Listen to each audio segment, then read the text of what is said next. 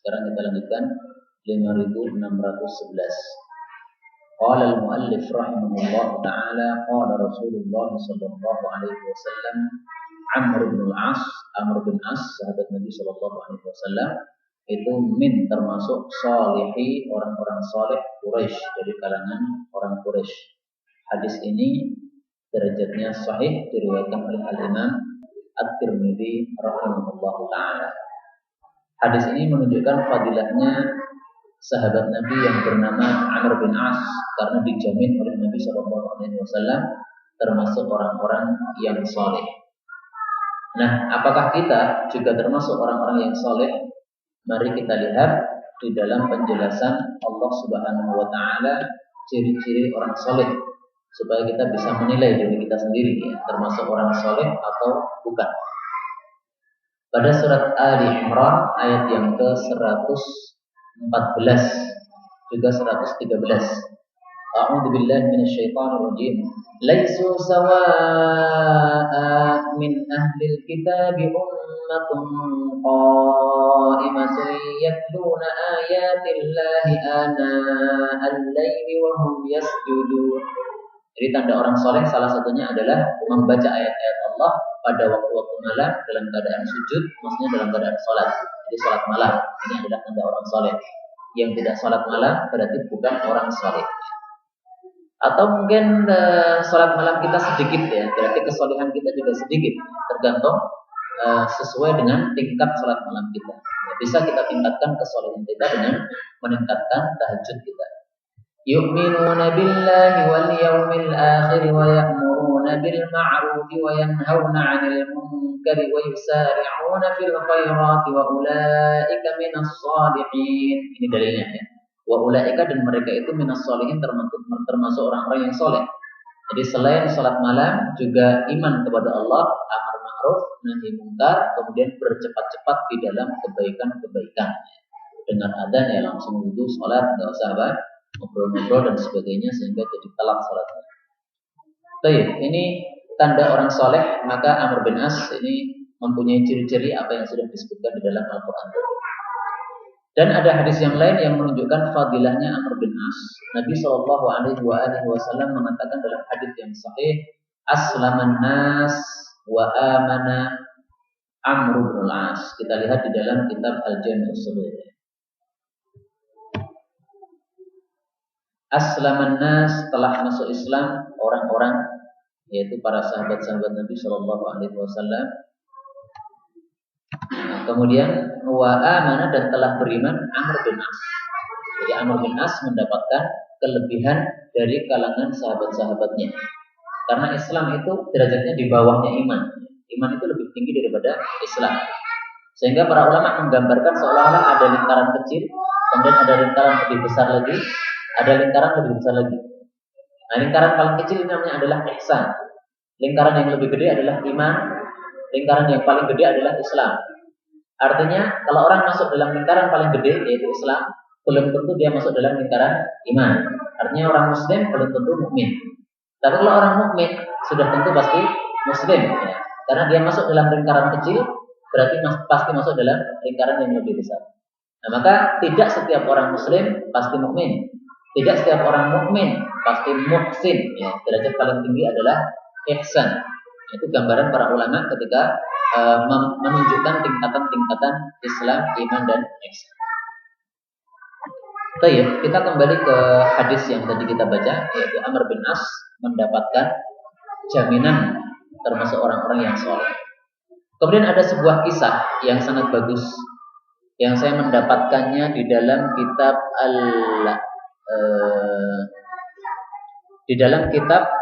ini Syama'il Muhammadiyah, yaitu tentang fadilahnya 3 khalifah, yaitu fadilahnya Abu Bakar, Umar, dan Uthman, yang ditanyakan langsung oleh Amr bin As.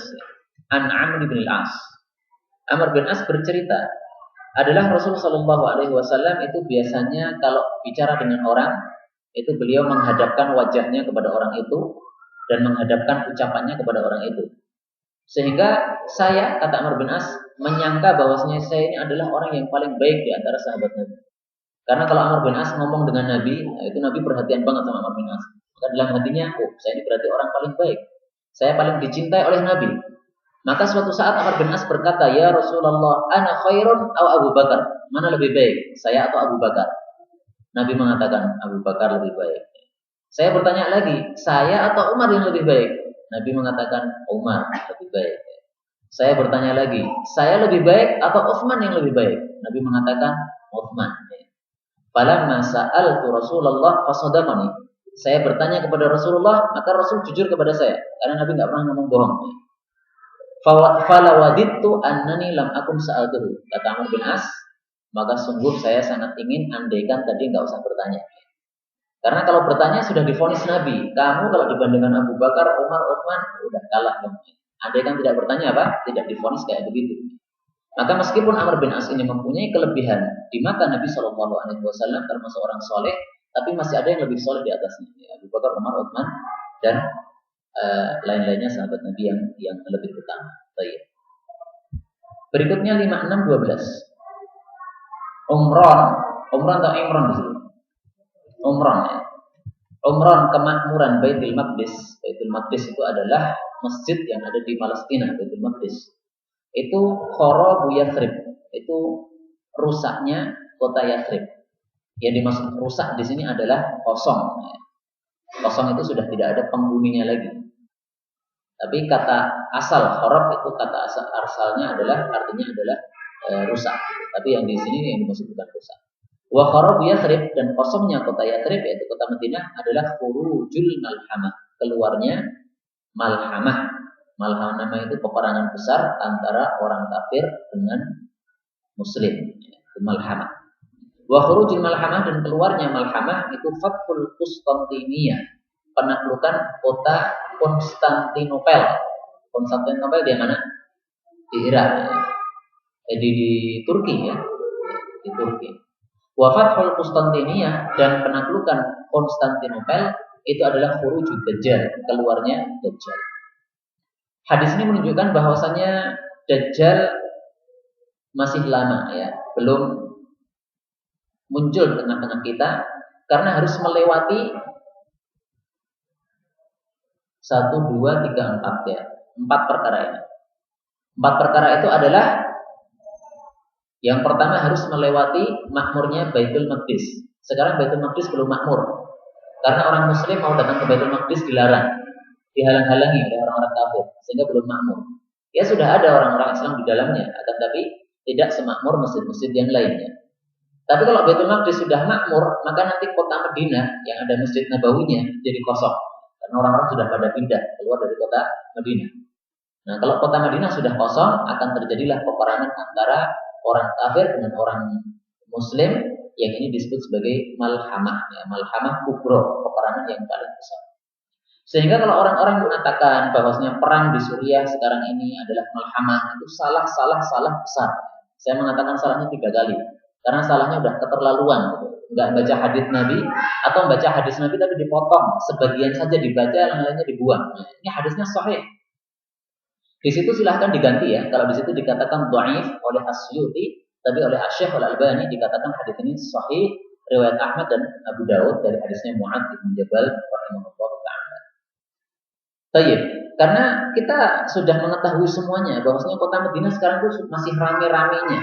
Orang-orang banyak belajar ke Madinah, dari Indonesia banyak, dari ya segala penjuru banyak sekali. Sehingga tidak mungkin dikatakan bahwa sekarang itu adalah malhamah. Ada yang mengatakan, konon ya, sebagian masyayikh di Saudi, bahwasanya apa yang terjadi di Suriah itu adalah muqaddimah atau pembukaan dari malhamah. Tapi kalau dikatakan muqaddimah, itu mestinya kan antara muqaddimah dengan selanjutnya itu kan mestinya dekat ya. Kalau tidak dekat atau tidak bersambung, itu namanya bukan muqaddimah. Sehingga saya pribadi nggak cocok dengan keterangan sebagian masyayikh itu bahwasanya itu disebut muqaddimah. Seperti misalnya khutbah Jumat, itu ada muqaddimahnya, ya kan? Muqaddimah dengan khutbahnya itu ya bersambung saja gitu, nggak ada pisahnya. Tapi kalau muqaddimah dulu, kemudian imamnya turun, kemudian dilanjutkan besok hari, itu namanya bukan muqaddimah lagi. Ya. Maka demikian juga yang terjadi di sini, ini bukan muqaddimah itu, tapi memang itu adalah peperangan biasa, ya antara orang Muslim dengan orang kafir, demikian juga antara orang Muslim dengan orang Muslim, karena para mujahidin sekarang konon, wallahu a'lam, perang antar mereka. Itu namanya bukan malhamah. Baik, kemudian Syekh At-Tarifi beliau mengatakan bahwasanya kalau ada orang menafsirkan peperangan di Suriah misalnya sebagai malhamah, ya sah-sah saja, boleh-boleh saja. Akan tapi bahwasanya tafsirnya itu benar atau salah itu bukan urusan kita. Sebagaimana misalnya para sahabat Nabi Shallallahu Alaihi Wasallam ada orang-orang yang menafsirkan bahwasanya Ibnu Sayyad itu adalah Dajjal. Ibnu Mas'ud itu bersumpah kepada Allah Subhanahu Wa Taala, demi Allah Ibnu Sayyad itu nama seorang Yahudi di Madinah, itu adalah Dajjal. Padahal yang namanya Dajjal itu kan ahli neraka, Pak, ya. Nggak mungkin dia beragama Islam. Tapi Ibnu Sayyad ini setelah dia menjadi anaknya orang Yahudi, akhirnya ketika dia sudah dewasa masuk Islam. Setelah masuk Islam kemudian dia tawaf di Ka'bah, berkeliling melakukan ibadah haji itu. Nah kemudian Ibnu Sayyad mengatakan, orang-orang mengatakan saya Dajjal. Padahal Dajjal kan nggak boleh masuk ke Mekah. Saya kan masuk di Mekah, berarti saya bukan Dajjal, katanya Ibnu Sayyad. Maka boleh saja orang menafsirkan Ibnu Sayyad adalah Dajjal, silakan. Tapi salah itu, karena Dajjal bukan berciri-ciri seperti itu. Demikian juga orang menafsirkan peperangan di sana itu adalah malhamah, silakan aja. Tapi salah dan ngawur itu. Karena apa? Dalilnya tidak sesuai dengan apa yang disebutkan dalam hadis Nabi Shallallahu Alaihi Wasallam. Dari 5613, umratun fi Ramadan, melakukan umrah pada bulan Ramadan itu ta'dil, itu sebanding dengan hajjatan, satu haji. Hadis yang lain mengatakan hajjatan ma'i, ya, ada tambahan ma'i. Jadi umrah pada bulan Ramadan itu sebanding dengan haji bersama saya, yaitu bersama Rasul Shallallahu Alaihi Wasallam. Hadis ini dijadikan dalil oleh para ulama bahwasanya amalan di dalam bulan Ramadan itu pahalanya lebih besar daripada amalan di luar bulan Ramadan. Sehingga umrah kalau dilakukan di Ramadan, nah itu tingkatnya sama dengan haji. Tapi kalau umrah di selain bulan Ramadan, yaitu tingkatannya umrah biasa. Maka amalan-amalan yang lain juga seperti itu. Kita membaca Quran di bulan Ramadan, itu pahalanya lebih gede. Kita membaca apa? Melakukan sholat tarawih di bulan Ramadan, pahalanya lebih gede. Kenapa seperti itu? Karena fadilahnya sebuah tempat atau fadilahnya sebuah waktu itu menyebabkan fadilahnya pahala juga. Ini faedahnya. Jadi misalnya antum membaca Al-Quran di Masjid Nabawi, itu berbeda dengan membaca Al-Quran di Masjid Kebonan ini. Ya. Karena di sana fadilah masjidnya itu lebih utama daripada masjid ini. Wallahu a'lam bishawab, itulah perkataan para ulama rahimahullah ta'ala. Dari dalil-dalil yang ada yang dikumpulkan dan disimpulkan dari situ. 5614 umratun fi Ramadan. Nah ini ternyata ini ada umrah pada bulan Ramadan itu kahajjatin, seperti haji ma'i bersama saya, yaitu bersama Nabi Shallallahu Alaihi Wasallam. Hadis ini ada sababul wurudnya atau ada sebab munculnya hadis, yaitu Nabi tanya kepada seorang sahabat Nabi perempuan yang nggak ikut haji, padahal Nabi haji. Ditanya, ngapain kemarin nggak ikut haji? Maka perempuan ini mengatakan, saya cuma punya 2 unta ya Rasulullah di rumah. 1 unta digunakan oleh suami saya untuk haji, 1 unta lagi digunakan untuk mengairi kebun saya. Karena mengairi kebun itu diperlukan untuk mengangkut air, sehingga saya nggak bisa ikut ibadah haji. Maka Nabi bersabda kepada sahabat perempuan tadi, silahkan kamu umrah pada bulan Ramadan, karena umrah di bulan Ramadan sama dengan haji bersama saya. Dan ini hadisnya berlaku untuk umum, tidak hanya untuk perempuan tadi, tapi termasuk kita. Kalau kita umrah pada bulan Ramadan itu sama dengan haji bersama Rasul Shallallahu Alaihi Wasallam. Karena itu yang punya duit ya silakan untuk mengamalkan sunnah ini. 5615 amalul abror, amalannya orang-orang yang baik, minar rijal, dari kalangan laki-laki, itu adalah al-khiyatah, yaitu menjahit, bukan menjahat ya. Wa amalul abror, dan amalannya orang-orang baik, minan nisa, dari kalangan para wanita, itu adalah al-mighzal, menenun. Tahu menenun ya? Menenun apa? Kain gitu. Hadis ini derajatnya dhaif. Dan hadis-hadis tentang fadilah bertenun atau menenun bagi perempuan itu sudah saya cari di beberapa hadis, itu belum ketemu yang sahih. Semuanya hadisnya kalau tidak dhaif maka palsu. Contohnya ini. Khairullah wil mar'ah al-maghzal. Sebaik-baik permainan bagi para wanita adalah menenun. Nah, ini hadisnya palsu. Ni'malahul mu'minah fi baitihal maghzal. Sebaik-baik mainan perempuan mukmin di dalam rumahnya itu adalah menenun. Ini hadisnya dhaif. Alimu al-mar'atal mighzal. Ajarilah kaum wanita untuk menenun. Ini sangat dhaif. Kemudian hadis yang tadi sudah kita baca. Jadi ada 4 hadis yang semuanya bicara tentang fadilah menenun. Tidak ada yang sahih sama sekali di dalam kitab Al-Jami' As-Shaghir ini. Adapun menjahit, maka itu termasuk sunnah Nabi Shallallahu Alaihi Wasallam. Beliau itu kalau rusak bajunya, maka beliau itu menjahit sendiri. Hadisnya diriwayatkan Imam Ahmad. Karena adalah Nabi yakhitu, biasanya menjahit sendiri taubahu, bajunya. Wa yafsifu, dan biasanya merangkai sendiri na'lahu, sandalnya. Jadi bikin sandal sendiri. Wa ya'malu ma ya'malu rijal fi buyutihim, dan dia itu mengerjakan apa yang biasanya dilakukan oleh para laki-laki di dalam rumah mereka, artinya membantu istrinya. Jadi istrinya masak, ya dibantu, atau mungkin itu istrinya pas masak, kemudian anaknya yang kecil-kecil itu dirawat oleh suaminya. Itu semuanya dilakukan oleh Nabi Shallallahu Alaihi Wasallam.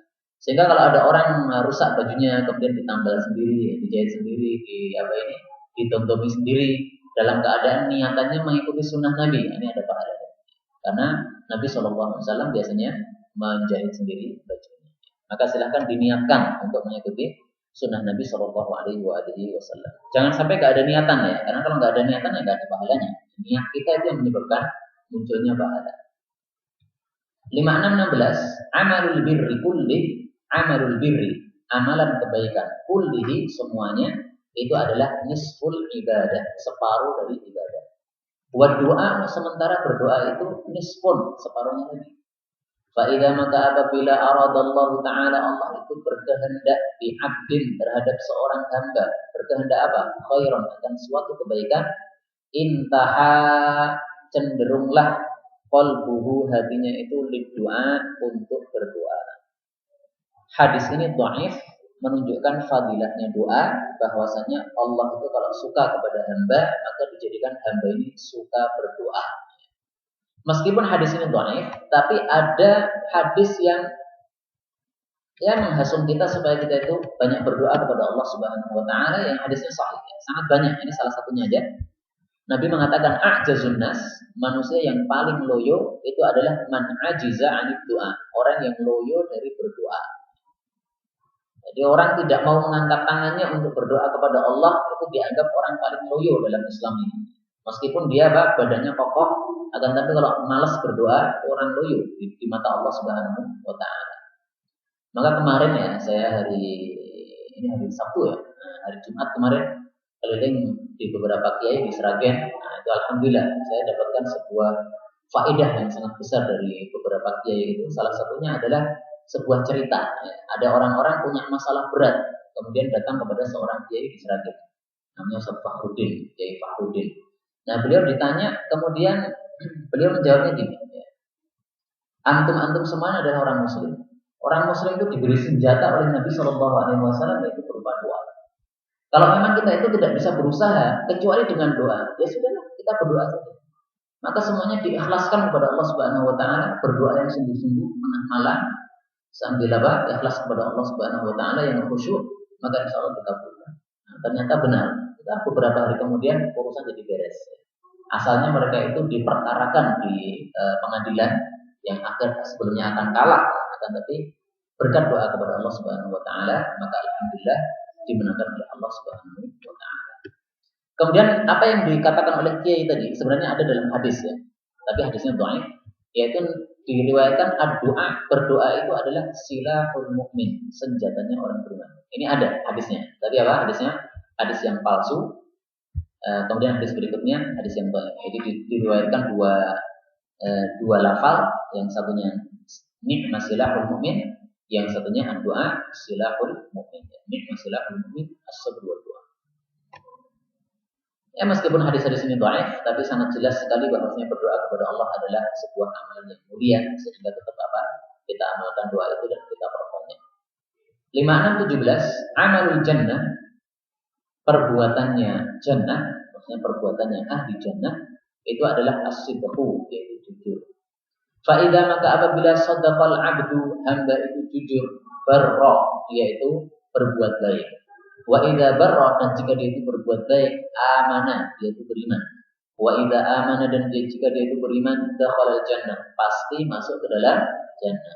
Kata-kata pasti ini muncul karena dakhala ini adalah fi'il madhi, sementara digunakan untuk yang akan datang, maka muncullah arti pasti.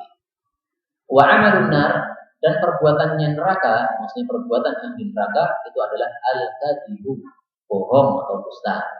Idza kadzdzabal 'abdu, jika seorang hamba itu dusta, fajara, maka dia berbuat dosa. Wa idza fajara, kalau dia sudah berbuat dosa, kafara, berarti dia itu kafir. Wa idza kafara, dan jika dia itu kafir, dakhala nar, pasti masuk ke dalam api neraka. Hadis ini dikatakan hasan oleh Suyuti, tapi yang benar adalah dhaif. Karena menyalahi kaidahnya Ahlus Sunnah wal Jamaah. Ahlus Sunnah wal Jamaah punya kaidah. Perbuatan dosa sebesar apapun dia, selama bukan syirik, maka perbuatan dosa ini tidak menyebabkan orang jadi kafir, enggak. Selama bukan apa? Bukan syirik. Kecuali ada perkara-perkara tertentu, perkara-perkara tertentu yang dianggap sebagai kemurtadan di dalam Islam ini. Akan tapi selama perkara itu bukan termasuk perkara pemurtad, maka dosa sebesar apapun itu tidak menyebabkan orang kafir. Nah, di sini dikatakan wa idza fajara kafara wa idza kafara dakhala nar. Ini salah ya. Wa idza fajara kafara ini enggak benar. Orang berzina apakah langsung jadi kafir? Enggak bisa. Berzina itu dilihat dulu. Kenapa berzina? Kalau berzina dalam hatinya meyakini zina itu halal kok, memang itu perbuatan yang baik, ini kafir. Tapi kalau dia berzina karena kewalahan menghadapi syahwatnya saja, sebenarnya tahu zina itu haram, saya pasti masuk ke dalam neraka disiksa oleh Allah, tapi nggak kuat nahan syahwatnya. Ini bukan orang kafir kayak gini. Dan karena hadis ini dhaif, maka marilah kita baca hadis yang sahih tentang masalah berdusta, supaya kita bisa berhati-hati jangan sampai ngomong dusta, apalagi dusta itu berkaitan dengan orang yang beriman. Nabi Shallallahu Alaihi Wasallam mengatakan, man qala fi mu'minin, barang siapa yang ngomong dalam masalah orang beriman, ma laisa fihi, sesuatu yang tidak ada pada orang beriman itu. Jadi dusta kepada orang beriman, tentang orang beriman. Askanahullahu radghatal khobal, maka Allah akan meletakkan dia, menempatkan dia di dalam radghatal khobal. Ini adalah sebuah tempat di dalam neraka. Jadi siksaannya sangat dahsyat, intinya gitu. Tapi saya lupa apa arti dari radghatal khobal. Ala kulli hal, siksaan tertentu di dalam api neraka yang menunjukkan dahsyatnya siksaan tersebut. Kemudian Nabi mengatakan hatta yakhruja, sampai dia itu keluar mimma qala, dari kedustaan terhadap orang muslim itu. Walaysa bikharij, padahal dia tidak akan bisa keluar karena sudah terlanjur dimasukkan ke dalam radghatal khobal itu. Maka ini bahaya sekali termasuk para densus yang mengatakan Ustaz Abu Bakar Ba'asyir teroris, misi fulan teroris, dia orang muslim. Nah, itu nanti masuk ke dalam radghatal khobal. Jadi kalau densus baca hadis ini mestinya sudah sadar. Dan ulang nggak mau percaya dengan hadis, sesudah silahkan tunggu saja. Orang bukan khawarij dikatakan khawarij, orang bukan syiah dikatakan syiah, orang bukan teroris dikatakan teroris. Kalau yang dituduh itu seorang muslim, nah, maka ini askanahullahu radghatal khobal. Ini hadisnya sahih riwayat Abu Dawud. Karena itu harus berhati-hati. Jangan ikut arus. Kadang-kadang kita itu kalau ikut arus maka terjerumus ke dalam apa yang sudah disebutkan oleh Allah Subhanahu wa taala di dalam Al-Qur'an Al-Karim. Allah mengatakan wa in tuti aktsara man fil ard yudilluka an sabilillah. Dan apabila engkau itu mentaati kebanyakan orang yang ada di atas muka bumi, nah, itu kebanyakan orang yang ada di atas muka bumi itu sifatnya yudilluka an sabilillah, menyesatkan engkau dari jalan Allah. Iyattabi'una illa dhann. Kenapa sesat? Karena mereka itu mengikuti persangkaan saja. Persangkaan itu nggak bisa dijadikan dalil, harus ada bukti tegas. Kalau cuma nyangka-nyangka kemudian dijadikan sebagai alasan, nah ini masuk ke dalam ayat Allah ini. Wa inhum illa yahrusun. Mereka cuma nyangka-nyangka saja. Maka masya Allah, sungguh umat manusia sekarang ini sudah sangat jauh dari sunnah-sunnah Nabi Shallallahu Alaihi Wasallam. Maka PR kita adalah marilah kita memperbanyak mempelajari sunnah Nabi supaya kita tidak terjerumus ke dalam penyelisihan terhadap sunnah-sunnah beliau.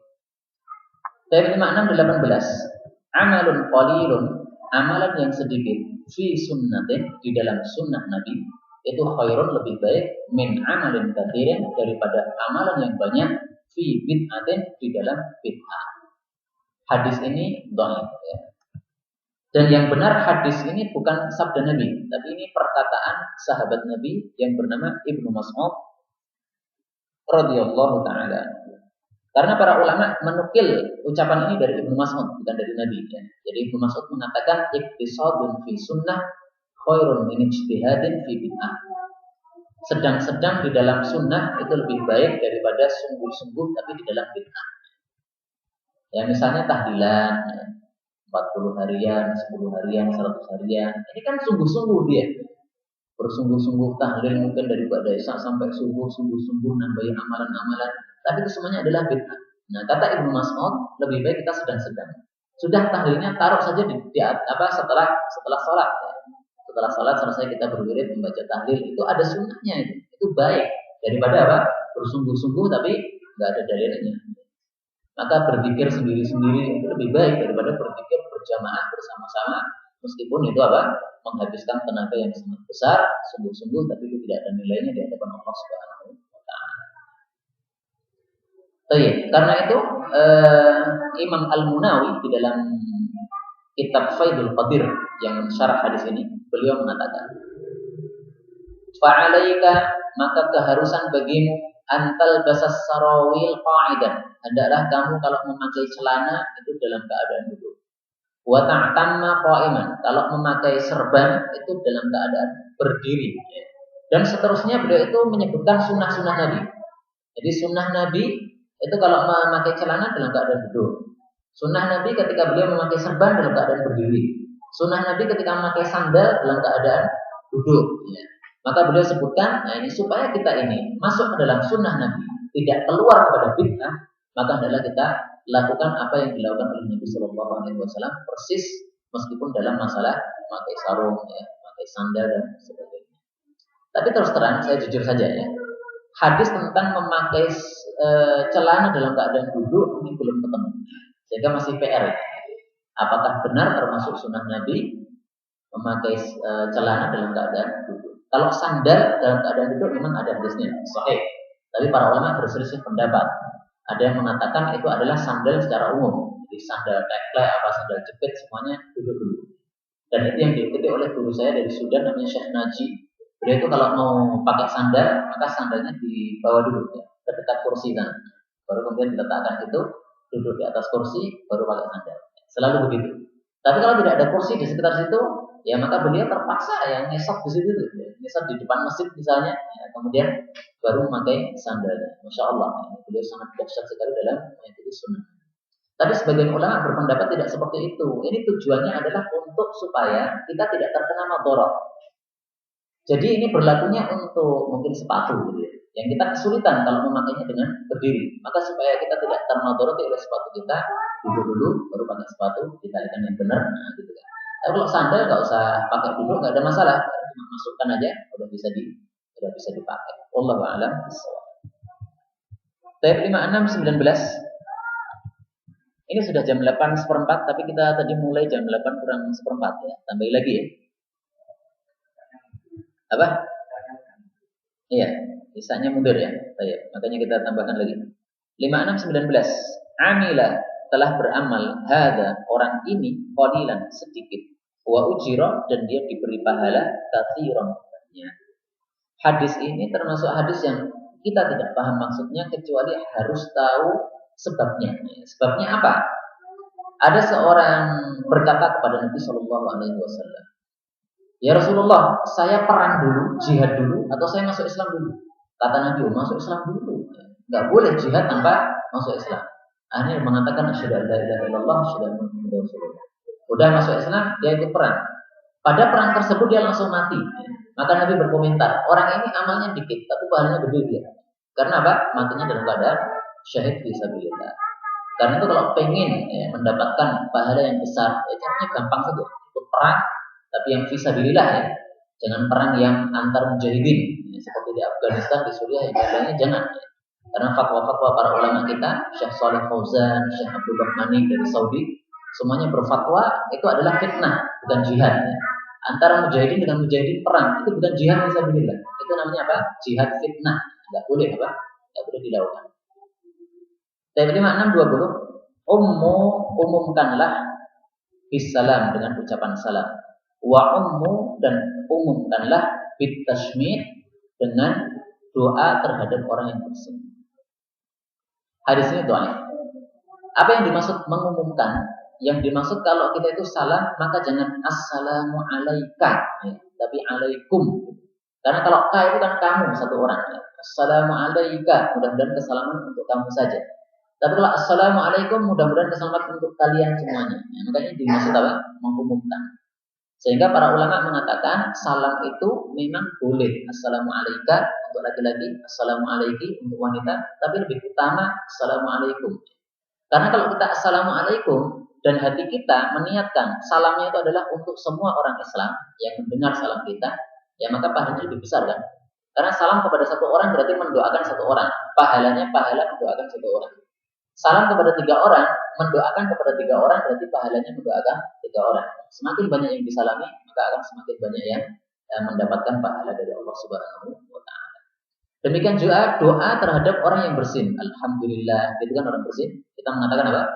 Yarhamukallah, itu boleh, tapi yarhamukumullah. Nah, itulah yang dimaksudkan oleh hadis ini. Wa ummu bitashmid. Tapi hadis ini doa.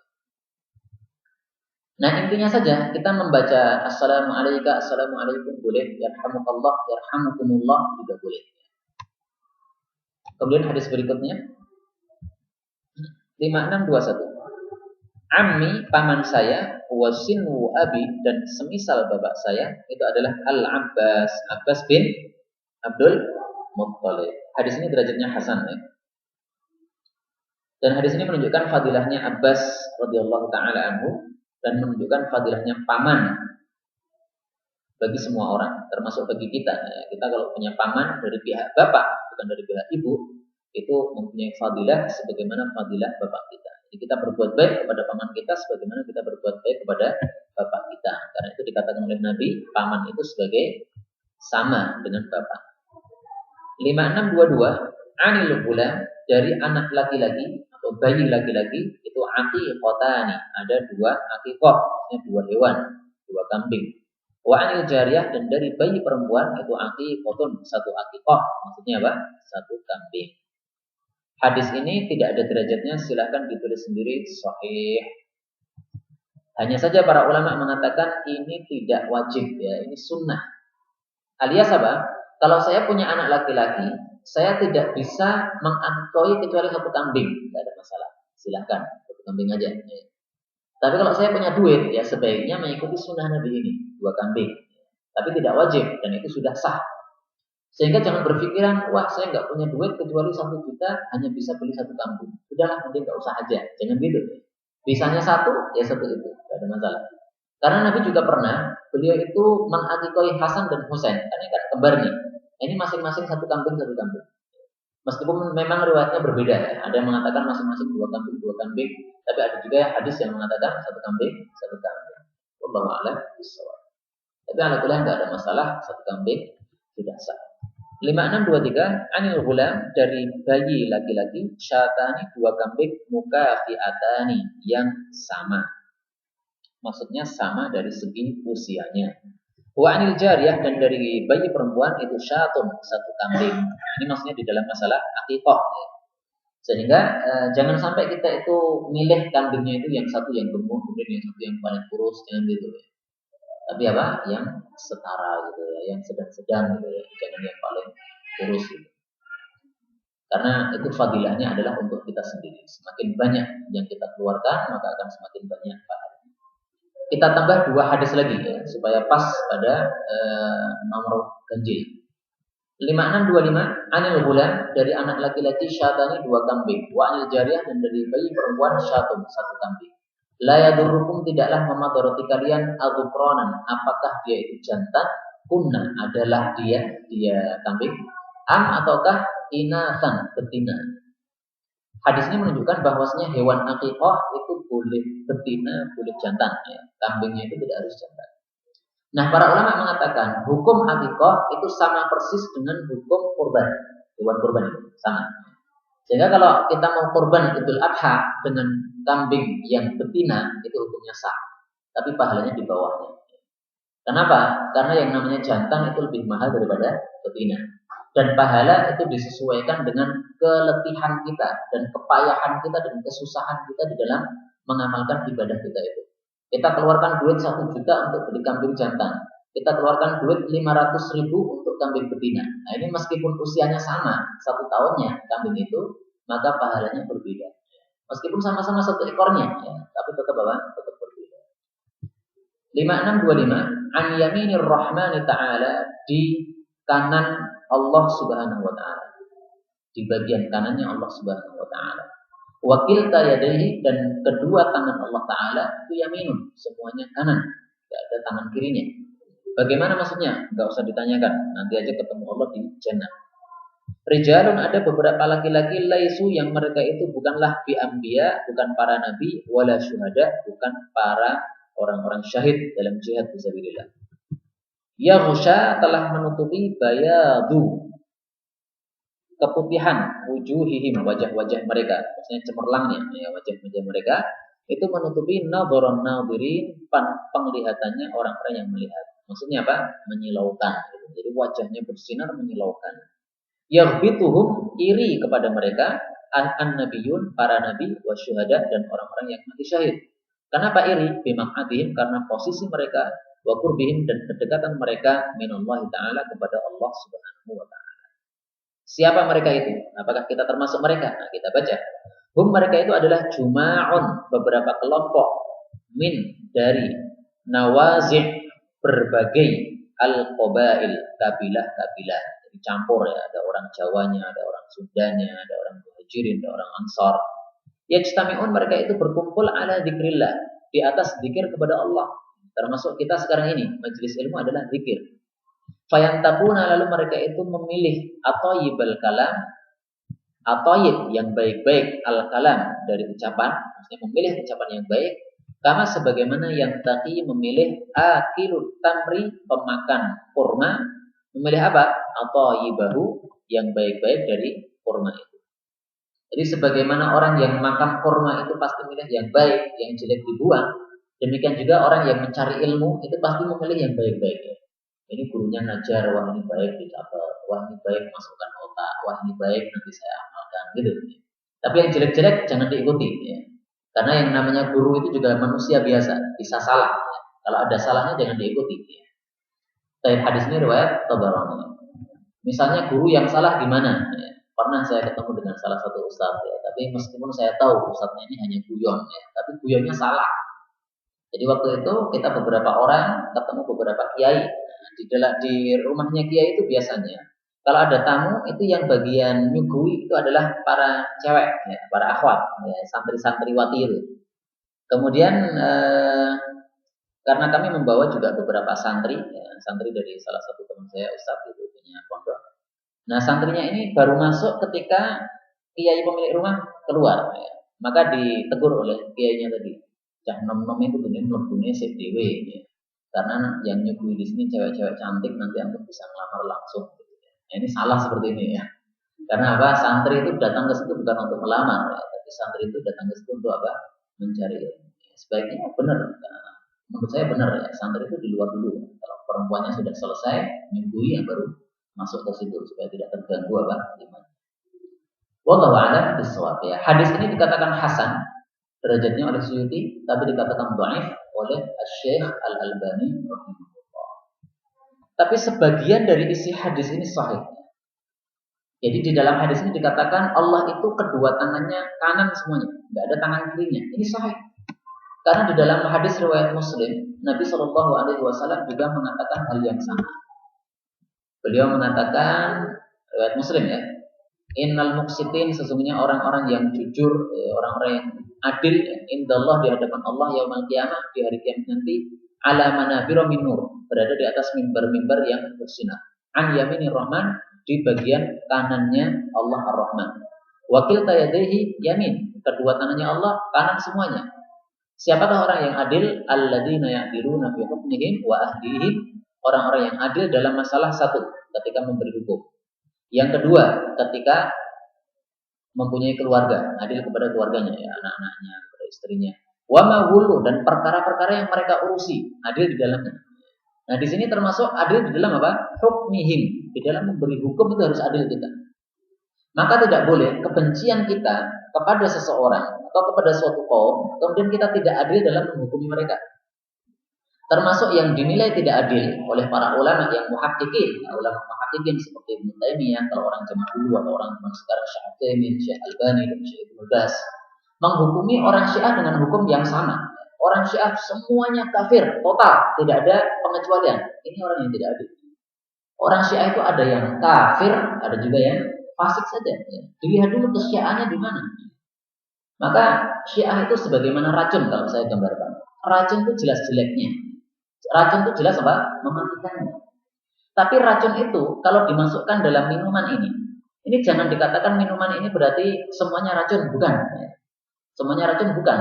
Karena kalau misalnya ini minuman airnya banyak, tapi racunnya setetes saja, bisa jadi racun yang setetes itu dikalahkan oleh apa? Oleh air minum itu. Sehingga diminum oleh seseorang tetap dia tidak terdapat madarat di dalamnya. Tapi bahwasanya itu minuman yang jelek iya, ya. Karena minuman yang ada racunnya, yang mengandung racun. Kita hindari. Kita pilih minuman yang tidak ada racunnya. Tapi apakah semuanya itu adalah racun? Tidak seperti itu ya. Kita harus bedakan antara satu gelas yang isinya full racun dengan satu gelas yang hanya setetes racun. Harus kita bedakan. Semuanya jelek ya, tapi apa? Harus kita bedakan. Demikian juga Syiah itu semuanya sesat iya, karena itu mereka membawa paham Syiah. Syiah itu adalah sebuah kebid'ahan. Bid'ah itu adalah sesat dan sesat itu di dalam neraka. Tapi apakah gara-gara dia itu membawa kesesatan Syiah itu kemudian langsung jadi kafir? Lihat dulu, kesyiahannya tingkat mana? Kesyiahan tingkat 10%, 50%, 100%. Ya. Kalau Syiahnya tingkat 100%, udah jelas kafir murtad. Karena orang Syiah 100% itu mereka mengatakan Ali adalah Tuhan kita. Mereka mengatakan Quran sudah berubah. Ya. Quran yang 30 juz itu sudah diubah oleh sahabat-sahabat Nabi. Sahabat-sahabat Nabi itu semuanya udah kafir murtad kecuali beberapa gelintir orang saja. Ali bin Abi Thalib, Salman. Nah, orang-orang kayak gini nih, Syiah yang tingkat 100% itu sudah jelas murtadnya dan kafirnya sudah tidak diperselisihkan oleh para ulama. Tapi orang Syiah yang masih sholatnya 5 waktu dan tidak mau ngomong kayak gitu ya, bahkan mengingkarinya, nah itu tidak bisa dikatakan sebagai orang yang kafir. Wallahu a'lam bishawab. Ini saya sampaikan demi untuk menegakkan hukum keadilan yang sudah diperintahkan oleh Allah Subhanahu wa taala. Bukan untuk membela orang Syiah ya, sama sekali enggak. Karena orang anti bid'ah tidak perlu dibela-bela. Wallahu a'lam bishawab. Subhanallahumma rabbana bihamdik asyhadu an la ilaha illa anta astaghfiruka wa atubu ilaik. Ada yang perlu dibahas? Kalau tidak ada, kita ajukan